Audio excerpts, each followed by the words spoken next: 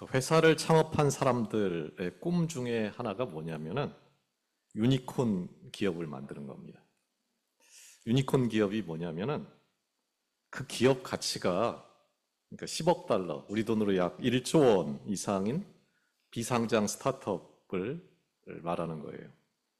요즘은 이런 기업들이 제법 많아져 가지고 10조, 100조 기업을 지칭하는 데카콘, 헥토콘이라는 말까지 사용되고 있습니다. 그런 기업을 만든 그 창업자는 모든 이의 부러움을 한 몸에 받고 트렌드를 바꾼 사람, 신기원을 연 사람으로 추앙받고는 합니다. 기업만이 아니라 문화, 사회, 정치 영역 어디나 그 분야에 새로운 장을 연 사람들이 혜성처럼 나타나서 역사의 길이 남을 주인공들이 되지요. 우리는 그런 사람, 그런 가문을 복받았다. 이렇게 말합니다. 우리도 그 정도까지 대단한 복은 아닐지라도 그와 유사한 복을 누리기 위해 온 힘을 다해 노력하며 삽니다. 그런 목표, 그런 지향성, 방향성을 갖고 살지 않는 게 오히려 이상한 거지요. 그죠? 그런 면에서 가장 부유했던 갈대아 우르를 떠나서 가장 비참하고 척박한 가나안 땅으로 떠났던 아브라함은 세상적인 가치와 눈으로 보면은 정신이 나가도 한참 나간 사람입니다. 어제 제가 양주 여기 전철역에 내려가지고 버스를 타려고 이렇게 기다리는데 어떤 분이 전도지를 저한테 주면서 이렇게 말하더라고요. 예수 믿고 복 받으세요. 제가 네 하고 말았는데 마음속으로는 무슨 복이요? 라고 물었습니다. 그분이 저쪽으로 다른 사람들한테 나눠주면서 멀어질 때까지 한참을 그 사람을 쳐다보면서 예수 믿고 무슨 복을 받을 수 있나요? 좀 자세히 설명해 주실 수 있나요? 그렇게 속으로 계속 물었습니다. 버스를 타고 오는 내내 진짜 복하고 가짜 복, 진짜 저주하고 가짜 저주가 뒤집힌 현실을 생각했습니다. 성경을 제대로 알 때만이, 말씀을 제대로 이해할 때만이 우리가 무엇을 착각하고 무엇에 속고 살고 있는지를 알 수 있습니다. 오늘 본문을 보면서 그 실상이 여러분 눈에도 보일 수 있기를 소원합니다. 16절입니다. 가인이 여호와 앞을 떠나서 에덴 동쪽 놋 땅에 거주하더니, 거의 같은 의미의 문장이 3번 연달아 나옵니다. 에덴 동쪽, 하나님이 계신 에덴의 바깥쪽이라는 말입니다. 놋 땅, 떠도는 자의 땅, 하나님을 떠나 방황하는, 유리하는 인간의 땅을 말하는 것입니다. 그러니 이 모두가 뭐하고 똑같은 말이냐면 여호와 앞을 떠나서 와 같은 뜻입니다. 우리는 하나님이 가인을 쫓아냈다 이렇게 생각하지만 성경은 가인이 여호와 앞을 떠났다, 가인이 하나님을 버렸다라고 설명합니다. 그 하나님을 떠난 인간, 그 하나님을 버린 인간, 그런 인간들이 사는 세상에 무슨 일들이 일어나는가 하는 것을 설명하는 게 오늘 본문 17절입니다. 아내와 동침함에 그가 임신하여 에녹을 낳은지라. 가인이 성을 쌓고 그의 아들의 이름으로 성을 이름하여 에녹이라 하니라. 가인이 한 첫 번째 일이 뭐라고요? 성을 쌓은 것입니다. 자신의 이름을 드러낸 거예요. 여기서 성은 돌로 쌓은 그런 건축물을 말하는 게 아니고 인간이 하나님 없이 스스로 자신의 안전을 확보하겠다는 문명을 말합니다. 그런 체제를 말하는 거예요. 하나님의 보호가 아니라 나 스스로 나와 내 가족을 보호하겠다는 하나님과의 관계 단절을 말하는 것입니다. 내가 왜 떠들고 유리하는 자가 돼야 돼? 나는 내 성을 지키고 내 방식대로 살 거다. 나는 내가 지켜. 하고 말씀을 정면으로 거부하는 겁니다. 그리고 하나님 앞을 떠난 그 가인의 삶의 방식이 대를 이어 계속 전수가 됩니다. 그게 18절입니다. 에녹이 이랏을 낳고 이랏은 무후야엘을 낳고 무후야엘은 무드사엘을 낳고 무드사엘은 라멕을 낳았더라. 이 라멕이라는 인물이 매우 중요합니다. 가인의 생각, 그 가인의 길의 절정에 해당하는 인물, 이 라멕이 하는 일이 무엇인지 한번 천천히 살펴보시지요. 그게 19절에서 22절입니다. 라멕이 두 아내를 맞이하였으니 하나의 이름은 야다요, 아다요, 하나의 이름은 실라였더라. 아다는 야발을 낳았으니 그는 장막에 거주하며 가축을 치는 자의 조상이 되었고 그의 아우의 이름은 유발이니 그는 수금과 퉁소를 잡는 모든 자의 조상이 되었으며 실라는 두발가인을 낳았으니 그는 구리와 쇠로 여러 가지 기구를 만드는 자요 두발가인의 누이는 나아마였더라. 라멕은 두 여인을 취합니다. 하나님이 정하신 결혼의 기초, 가정의 기초를 그 근간을 뿌리부터 뽑아버리고 거부합니다. 이처럼 하나님과의 관계, 말씀을 떠나면 그 다음 단계는 필연적으로 인간관계의 파괴로 이어질 수밖에 없는 것을 보여주는 것입니다. 이제 그 두 여인으로부터 여러 자녀가 태어나는데 이들은 하나같이 세상적으로 크게 성공한 인생 그 자체입니다. 야발이 장막에 거주하며 가축을 치는 자의 조상이 되었다는 것은 그가 경제적으로 거대한 일가를 이루었다는 말입니다. 유발이 수금과 퉁소를 잡는 자의 조상이 되었다고 하면 그가 예술 분야의 신기원을 이룬 인물이었다는 거예요. 두발가인은 기술적으로 세상의 새로운 트렌드를 열었고 새로운 금속 무기 제조를 통해서 제국을 만들었다는 말입니다. 나아만은 기쁨, 아름다움, 즐거움이라는 말인데 인간의 모든 미적인 감각을 만족시키는 길을 열었다는 의미입니다. 요약하자면은 라멕의 자녀들은 경제, 예술, 문화, 미적 감각 등 모든 면에서 최고의 성공을 거두고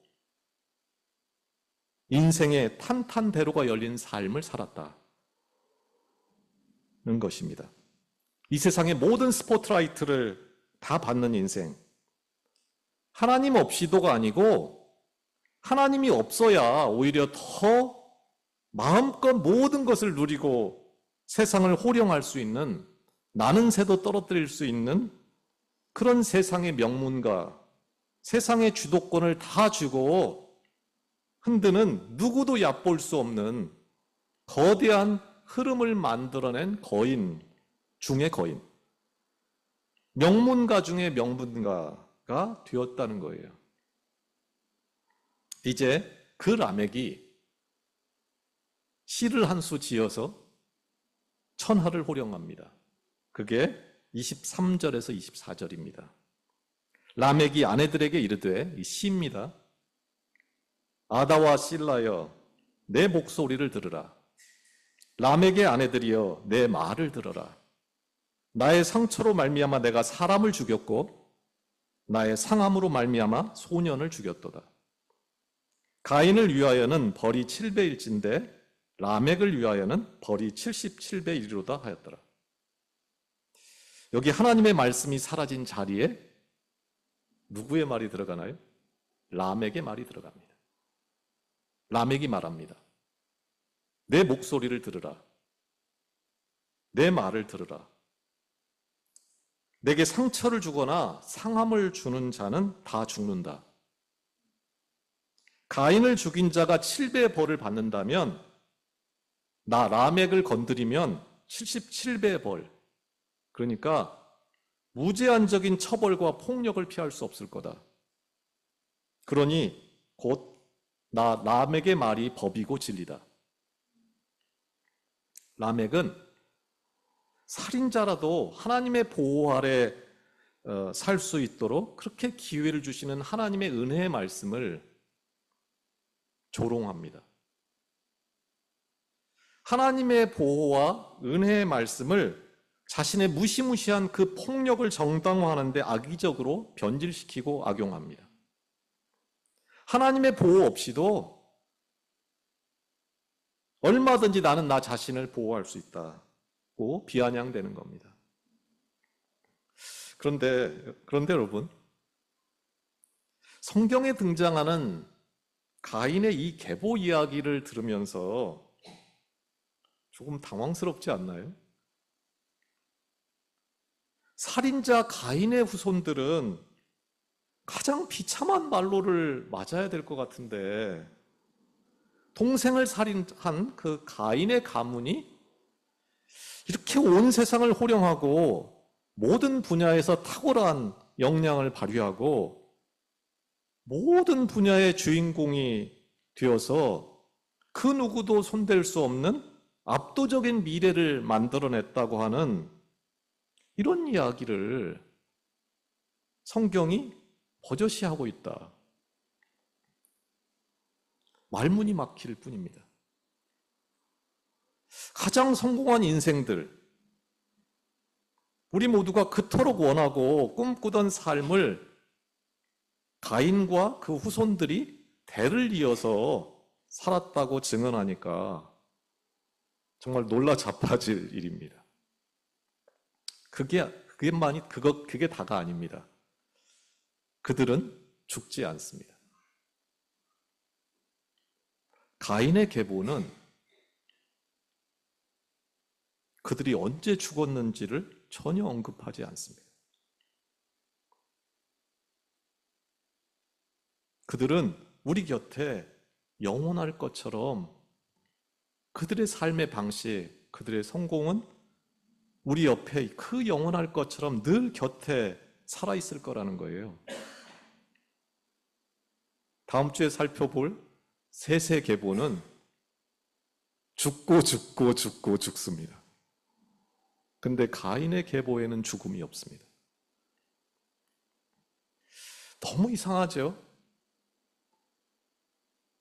그들이 가장 비극적인 죽음을 죽었다고 해도 시원찮을 판에 그런 이야기는 흔적도 없고 그들은 성을 쌓고 모든 분야의 신기원을 연 조상이 되고 그들을 실수로 건드려서 상처라도 내는 판에는 죽음을 면치 못하는 감히 범접할 수 없는 성공을 거두었다고 하니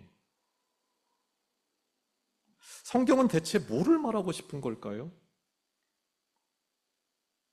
바로 이것이 성경의 기록 방식입니다. 질문하라는 거예요. 여기 이상하지 않냐? 왜 이런 얘기를 해? 하고 궁금증을 불러일으켜서 그 깊고 신비한 하나님의 세계로 우리를 초대하고 그 진리의 성령께서 우리로 그것을 깨닫게 하고 또 성장시키는 방식으로 성경이 기록되어 있다는 거예요. 여기서 우리가 꼭 알아야 할 반전이 일어납니다. 그것은 가인의 계보, 세상을 주름잡는 이 엄청난 가문의 성공 이야기는 성경에서 이것이 끝입니다. 더 이상 가인의 가문 이야기는 영원히 나타나지 않습니다. 기록이 없다는 것은 하나님의 관심 받기라는 거예요. 성경은 세상적으로 얼마나 성공했는지, 얼마나 탁월하고 얼마나 위대한 업적과 기록을 남겼는지에 대해 전혀 기록하지도 관심을 두지도 않습니다. 하나님과 무관하게 되었다는 겁니다. 죽음의 이야기도 마찬가지입니다. 그들이 얼마나 대단했는지 관심 바뀐 것처럼 그들이 언제 죽었는지도, 그들이 살아있는지도 관심 바뀝니다. 하나님 나라의 관점에서 본다면 그들은 벌써 죽은 자에 불과하기 때문입니다. 그것은 때가 되면 시들어버릴 꽃처럼 그 성공과 영화로움이, 그 영화로움의 끝이 시간 문제일 뿐이지 더 이상 언급할 가치도, 단 한 줄도 더 이상 기록할 의미도 없는 상태임을 증언하는 것입니다. 그럼 그렇게 성공한 사람들, 우리 주변에도 널리고 널린 그런 성공한 사람들, 주류 중에 주류, 주인공들의 이야기가 통째로 성경에서 다 빠져 있다면 그 많고 많은 하나님의 말씀들은 누구에 관한 기록이고 무엇에 관한 기록일까요? 성경은 어떻게 하면 성공할 수 있을 것인가에 대한 책이 아니라 어떻게 하면 살 수 있는지, 그것도 영원히 살 수 있는지를 말해주는 거룩하고 영원한 생명의 책이라는 사실을 꼭 기억하시기 바랍니다. 성경은 오직 그 생명의 소리에 귀를 기울였던 극소수의 사람들에게 스포트라이트를 비춥니다. 그들의 눈물과 한숨과 절망과 죽음까지도 영원히 기록하고 기억해 줍니다. 성경은 세상에서 성공한 사람들의 이야기가 아니고 소수의 남은 자, 생명의 사람들의 이야기입니다. 하나님을 떠난, 그 하나님 앞을 떠난 사람들의 이야기가 아니고 하나님 앞을 떠날 수 없었던 사람들, 황폐한 가나안에서 갈대아 우르로 입성하던 그 사람들의 성공 이야기가 아니고 반대로 갈대아 우르에서 가나안으로 떠났던 그 바보들의 이야기를 기록한 것입니다. 세상적으로는 늘 실패하면서도 하나님 나라를 오게 하는 일에 전부를 거는 사람들, 그 죽음보다 더 소중한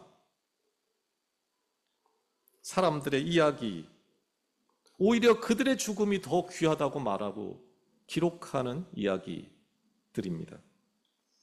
그러니 가인의 성공을 나도 하고 싶고, 라멕의 성공을 나도 하고 싶고, 가인의 복을 나도 받아보겠다, 이렇게 꿈꾸면서 성경을 읽고 날마다 기도하는 그런 우리의 모습을 보면 우리가 얼마나 성경을 단 하나도 나오지 않는 데를 찾고 찾아서 무엇을 하고 있는지 모르는 것입니다. 이것이 가인의 계보 이야기의 대략입니다. 그렇다면 다음 단계로 넘어가 봐야 될 텐데, 이 이야기가 언제 최종적으로 완성됐다고 했지요? 이제 조금은 익숙해지실 때도 됐는데, 바벨론 포로기.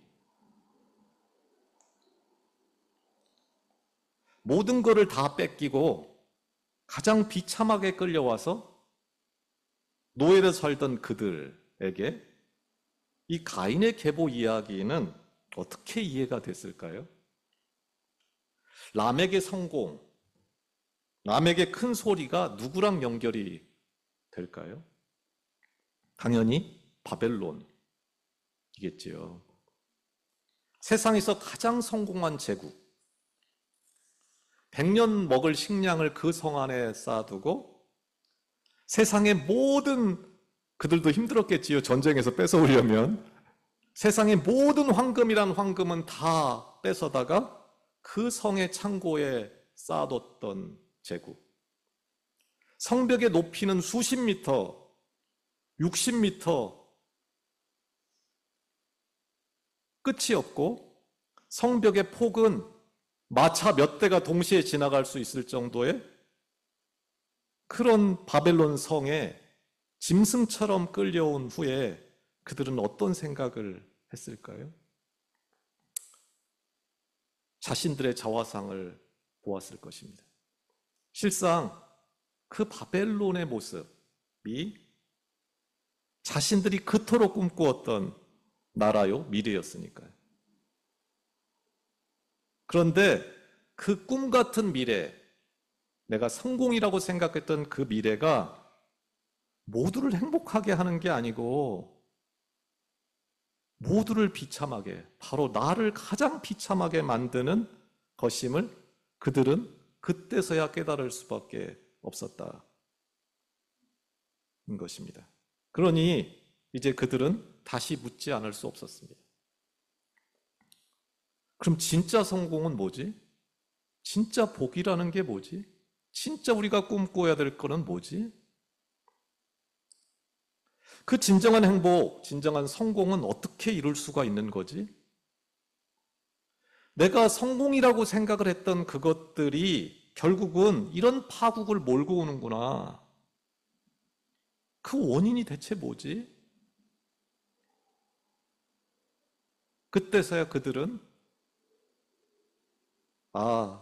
하나님을 떠나고 말씀을 떠나 산 삶의 그 결국, 그런 삶이 다다르게 될 최종적인 모습은 이런 게 될 수밖에 없구나. 이렇게 될 수밖에 없는 거였구나. 바벨론 사람들하고 전혀 다를 바 없는 삶을 추구하며 살았던 그들은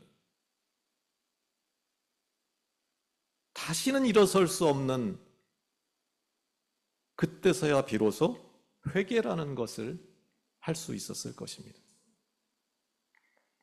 어디 그때뿐일까요? 개인도, 교회도, 나라도 역사는 반복되지요. 아이들이 다 자란 후에야 이렇게 해줄 걸, 이렇게 키울 걸,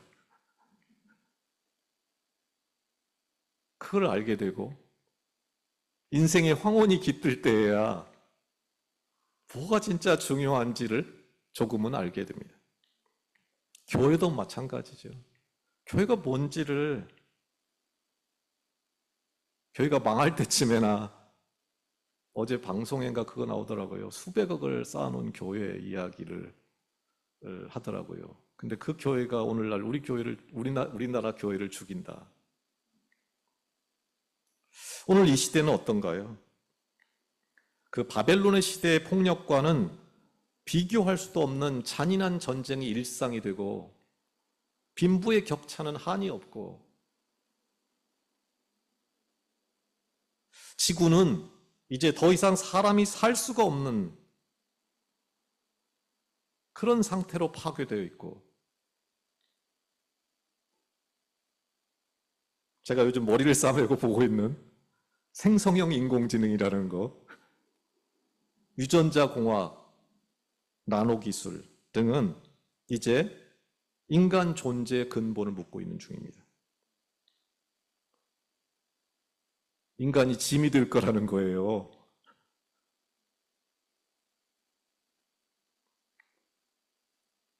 기술을 통해서 인간 스스로가 신의 영역을 침범하고 자력으로 죽음 없는 영생, 영원히 이걸 인간의 한계 수명이라고 합니다. 실제로 이제 나오는 이야기입니다. 인간은 영생을 얻을 수 있다.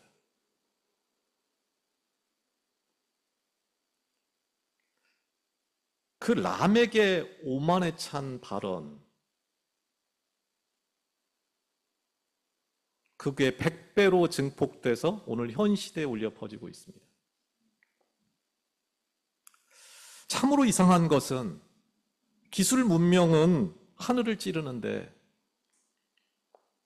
모두가 행복한 미래로 연결되기는커녕 인류 전체가 멸종할 수밖에 없는 상황이 되고 있다는 것을 저나 여러분만 보고 있는 것은 아닐 것입니다. 모든 것이 성공적이고 모든 것이 풍성하고 가장 높은 곳까지 다다른 것 같은데 가장 큰 행복이 아니라 가장 큰 저주, 가장 비극적인 결말이 우리 앞에 기다리고 있는 현실을 너나 없이 보고 있으니 이것이 저주인가요? 행복인가요? 축복인가요? 예수 믿고 복 받으세요. 참 쉽지 않은 이야기입니다. 예수 믿고 어떤 복을 받아야 하나요? 진짜 복이라는 게 뭔가요?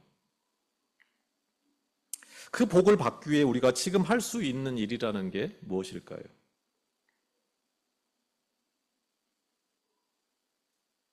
여러분과 제가 가인이고 라멕이라는 사실, 그 실상을 보는 눈, 내가 성공이라고 믿고 꾸는 꿈이 나와 내 자녀를 가장 비참한 노예로 만들고 있다는 것을 보는 그 영적 감각이 살아나야 합니다. 하나님 앞을 떠난 내 실상이 어떤가 하면은 유다서는 이렇게 말하죠. 죽고 또 죽어 뿌리까지 뽑힌 열매 없는 가을나무다. 죽고 또 죽어 뿌리까지 뽑힌 열매 없는 가을나무의 모습을 내가 하고 있구나. 이것을 볼 수 있는 영적인 눈이 회복되어야 합니다. 듣는 것이 달라져야 합니다. 요한복음 5장 25절입니다.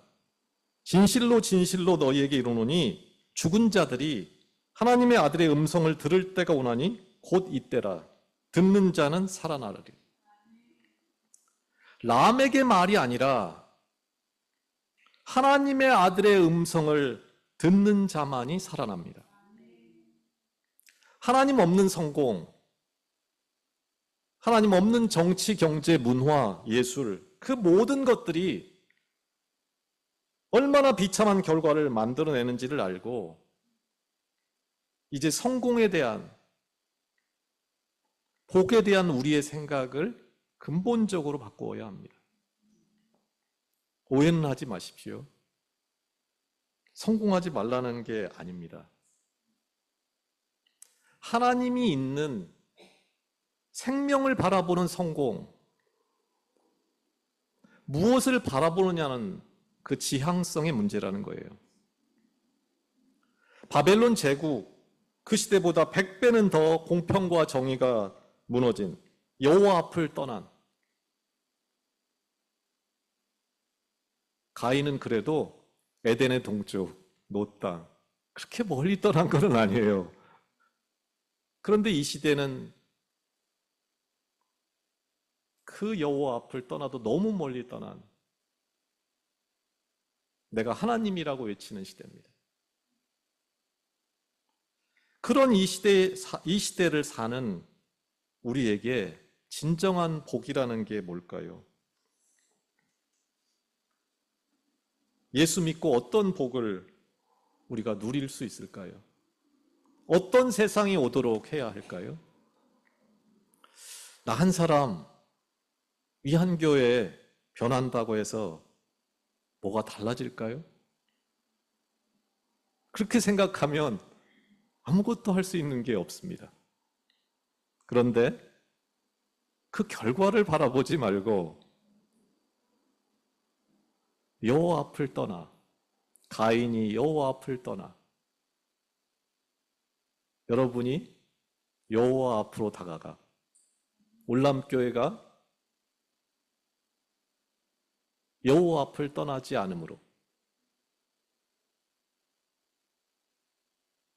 그저 그 말씀 앞에 귀를 기울이는 것만으로도 놀라운 일은 얼마든지 시작될 수 있습니다.